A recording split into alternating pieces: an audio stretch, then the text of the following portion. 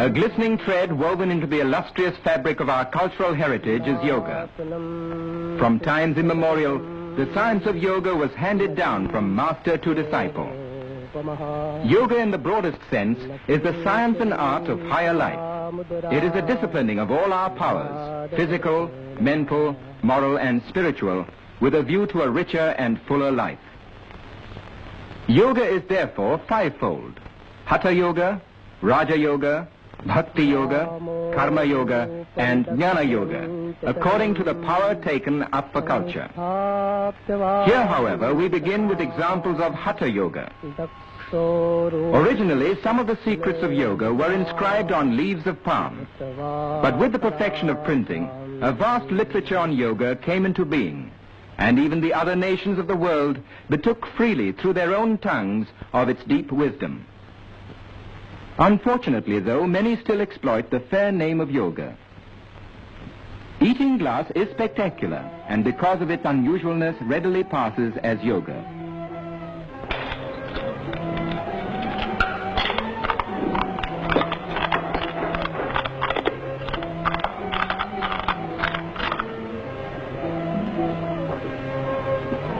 Any audience will watch such a feat in wide-eyed wonder, and more so when the performer follows it with undiluted nitric acid.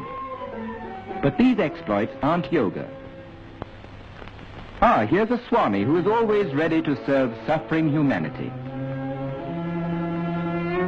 The secret lies in the talisman. Such earnest meditation means time, and time means money in any language, more so in this Swami's.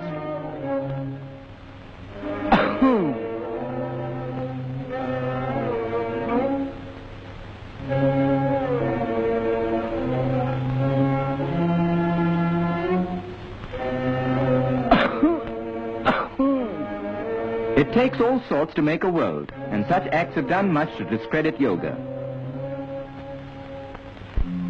But the genuine followers of yoga are above such petty concepts, for there is no base materialism in yoga. It involves purification, concentration, control, dedication or sublimation of the respective power. The ultimate aim of yoga is to achieve purity and freedom of the spirit. Yoga, then, is the science of living a pure and healthy life, physically, mentally, and spiritually.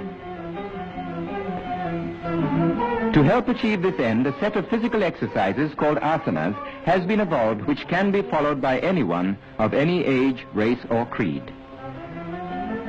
Yogic exercises can be practiced daily by every member of the family, for they serve as the foundation for good health. Practice the exercises in a clean and airy place.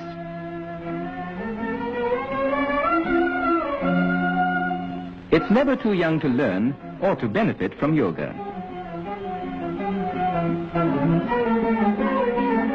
Here is a yoga institute in Bombay which still preserves the ancient traditions and caters to the needs of our countrymen. For the cure of specific ailments, one should seek guidance from an expert who will first carry out a detailed medical examination. Yogic asanas are divided into two principal groups, meditative and cultural.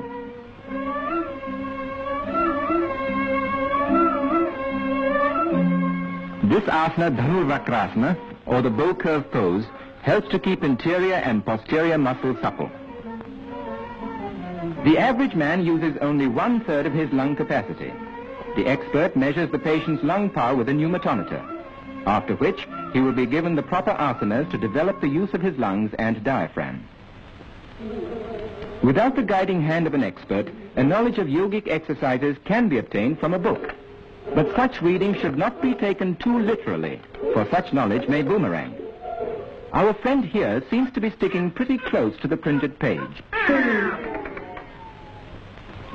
No apparatus or implements of any sort are required to perform asanas.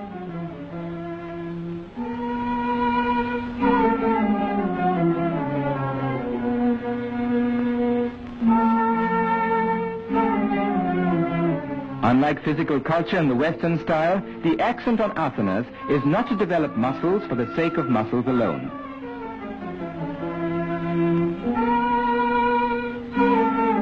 The aim of yogic asanas is not bodily strength, but the development of the internal organs without any strain whatsoever. The yoga mudra, through compression, stimulates the abdominal organs, and through maximum stretch of the spine, it adjusts the vertebrae and increases spinal circulation.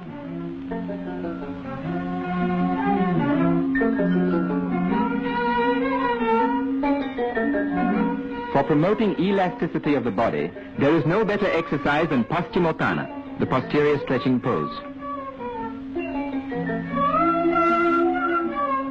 This asana, known as Sarvangasana, or the all-body pose, by rapid interchange of blood through gravity and replacement of the abdominal and pelvic organs, helps to combat gastric troubles and constipation. The novice can learn to adopt this position by degrees. If travel broadens one, this man must have been around the world. But the right asanas will take a lot off his mind and other places.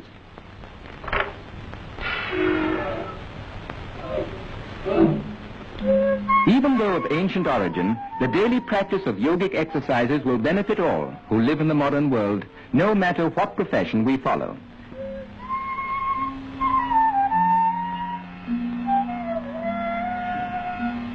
Our friend is still wrapped up in his book and in his asana.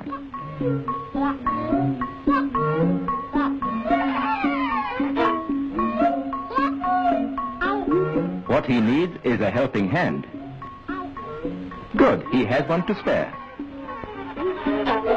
Shirsasana, or the head-low posture, commonly called the topsy-turvy pose, is a form of head-low exercise that requires great skill and execution.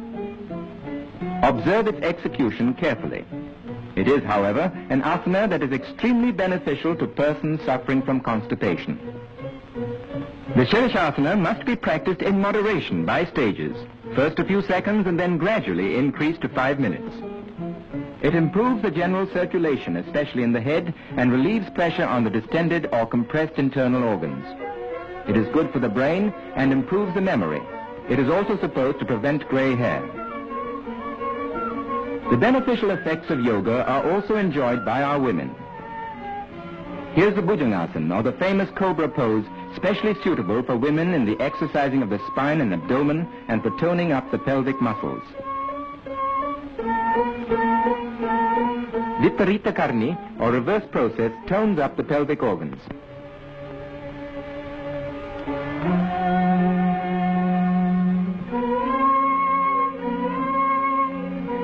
This exercise of Ardha Matsyendrasana is used as a lever for the lateral twists of the spine.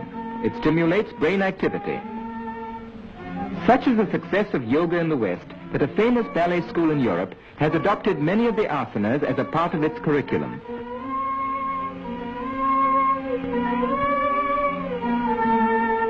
Suppleness of limb means also a corresponding suppleness of mind. Well, this is what comes of sticking too closely to the printed page. In other words, he's stuck. Ladies and gentlemen, the solution to this crossword, cross-leg, will appear in tomorrow's paper. The Shakti Chalana Mudra, or activating process, is excellent as an internal abdominal massage. By increased inhalation through yoga, the number of breaths per minute is decreased, which makes for longevity and calmness of mind, for the brain vibrates with every respiration.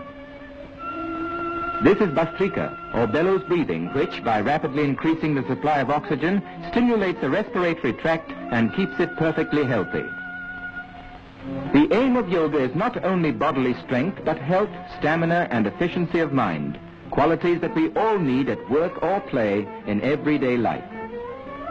Students of yoga attain these qualities no matter how old they are or what they do. With physical and mental good health thus acquired, man can, with further training in yoga, attain the sublimity and freedom of his soul. And when he finally becomes one with the infinite, he enters the realm of eternal peace, which is and always will be the supreme aim of man.